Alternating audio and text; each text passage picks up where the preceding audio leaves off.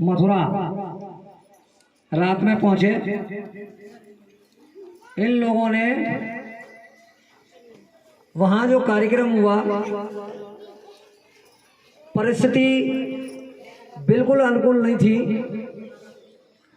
वो तो गुरु महाराज की दया से समय समय पर मौसम साफ हो जाता था निवेदन करने के बाद। ऐसी स्थिति में कुछ हमारे ऐसे गुरु भाई थे जिनको गर्म पानी सुबह चाहिए, तो ये सुबह उनको गर्म पानी करके देते थे। किसी किसी को नहाने के लिए गर्म पानी की आवश्यकता होती थी तो उनको नहाने के लिए गर्म पानी देते, और फिर सवेरे इनको 6 बजे कॉफी दे रही है। उसके बाद में 9 बजे तय हुआ था कि 9 बजे नाश्ता देना है, और मौसम खराब है। बताइए, जहां सामान भंडारे का रख रखाव में कितनी मेहनत इन लोगों ने की कि त्रिपाल को चारों तरफ पकड़कर उसमें बैठे रहे, भंडारे का सामान बचाया, सोए नहीं। और 4 बजे इनका जगना होता है। अगर ये 4 बजे नहीं जगे तो फिर सुमरन ध्यान भजन नहीं हो पाएगा, और 6 बजे तो फिर गर्म पानी और ठंडा पानी देना है। तो ये सारी व्यवस्था करते हुए 3 बजे तय हुआ था कि 3 बजे भोजन देना है। तो प्रेमी भाई बहनों, इतने कम समय में अगर मालिक की दया न हो तो ये काम बिल्कुल संभव नहीं है। भाई मैंने तो ये मान लिया कि इन लोगों के साथ कोई दूसरा काम करता है। अभी रात को 1:30 बजे सब लोग हमारे यहाँ सोए हैं, और 4 बजे फिर जग गए।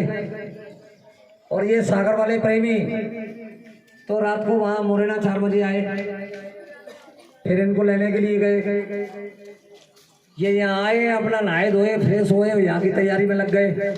अभी आपके बीच में भंडारे में लगे हुए हैं।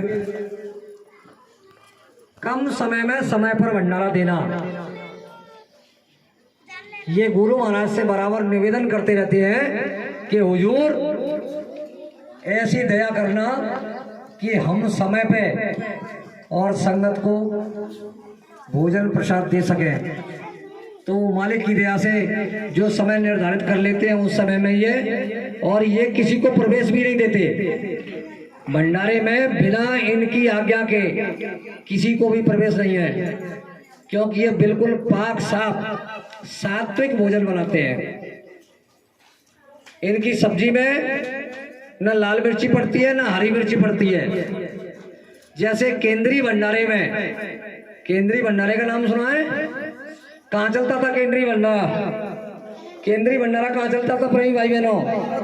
मथुरा आश्रम पर बाबा जय गुरुदेव जी महाराज के आदेश से जो बड़ा भंडारा है उसको केंद्रीय भंडारे के नाम से जानते हैं। और उस भंडारे में किसी भी तरह की मिर्ची नहीं पड़ती थी, इसलिए ये लोग उस गुरु महाराज के आदेश में सेवारत है। प्रेमी भाई बहनों, हमको आपको भी कुछ सीखना है।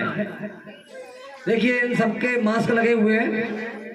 इस मास्क का ये कारण है कि मैं अभी बोल रहा हूं और मेरे मुंह से थूक उचटकर किसी के ऊपर भी गिर सकता है। अगर ऐसी खुली अवस्था में और भंडारे में अगर मैं कोई सेवा कर रहा हूं और बातचीत कर रहे हैं तो वहां भी वो उचटकर गिर सकता है। और अगर थूक उचटकर गिर गया भोजन में तो क्या प्रेमी भाई बहनों वो गुरु महाराज के लायक होगा? मेरा मानना तो ये है कि वो किसी के भी लायक नहीं है। इसलिए ये मास्क लगाते हैं सब लोग, कहीं हमसे कोई भूल नहीं हो जाए, कोई चूक नहीं हो जाए जिससे गुरु महाराज रुष्ट हो जाए। तो प्रेमी भाई बहनों, आज भी आप देखना, जब यहाँ 1-2 प्रेमी थे तब ये लोग यहाँ आ गए थे, तुरंत अपने भंडारे की व्यवस्था में लग गए हैं और वो व्यवस्था में सेवारत है। जिन प्रेमियों को भंडारे में सेवा करना है वो प्रेमी ये संकल्प लें कि भंडारे की सेवा के लिए हम कहीं भी जाएं तो फिर हम सेवा करें, जिससे ये पता चले कि हाँ इतने लोग मतलब इस सेवा कार्यक्रम में शामिल हो सकते हैं। यहाँ पिछली बार प्रयास किया गया है कि भाई इस तरीके से ये व्यवस्था बनाओ। ये संत मत की व्यवस्था है, गुरु मत की व्यवस्था है, और जितना हम गुरु आदेश में कर सकते हैं वो प्रेमी भाई बहनों हमेशा कम समझना चाहिए।